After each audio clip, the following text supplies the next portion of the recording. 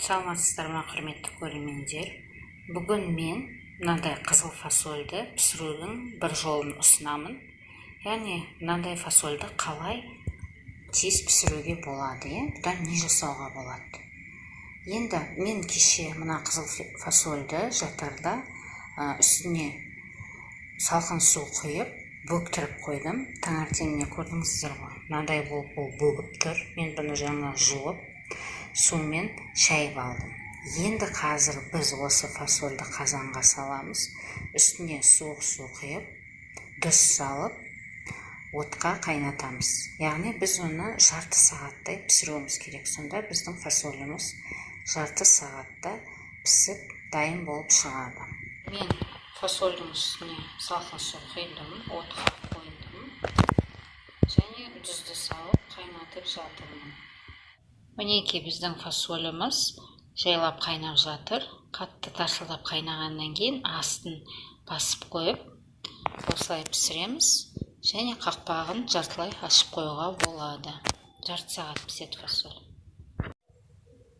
Мінекей біздің фасоліміз пісті. Жарты сағат өтті. Қарап жеп көруіңізге болады. Пісті ма, піспеді ма, соны білу үшін. Енді біз оны оттан сөндіреміз. Және салқын сумен жуамыз, ішіндегі ыстық су төгіп. Біздің фасоліміз пісті. Ыстық судан суын төктім, ыстық суын салқын сумен жуып алдым. Енді бізге бұл фасольді дайындау үшін не керек? Керегі бізге шемішкі май, яғни сұйық май, томат пастасы, міне алдын ала мен жуаны, яғни пиязды, бір орташа пиязды ұсақтап турадым. Және бір үлкен сәбізді мынадай қылып кесіп қойдым. Бұны сіз чоркадан өткізсеңіз де болады. Қазанға немесе сковородкаға май құямыз. Май қызғаннан кейін жуанымызды салып қойғанбыз. Жуаны 1 минуттай қуырып болғаннан кейін үстіне сәбізді салып, тағы 2-3 минуттай қуырамыз, яғни әбден дайын болғанша қуырып аламыз.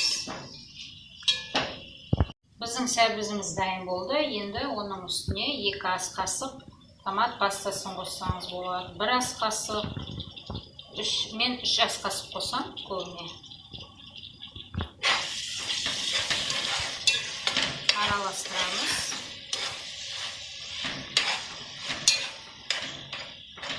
Араластырып болғаннан кейін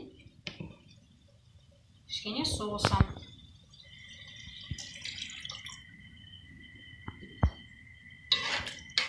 Содан кейін сәбіздің үстіне фасольді салып, жарты ас қасық тұз қосамыз. 2-3 минуттан кейін фасоль дайын болады. Мінекей көрермендер, біздің фасоліміз дайын болды.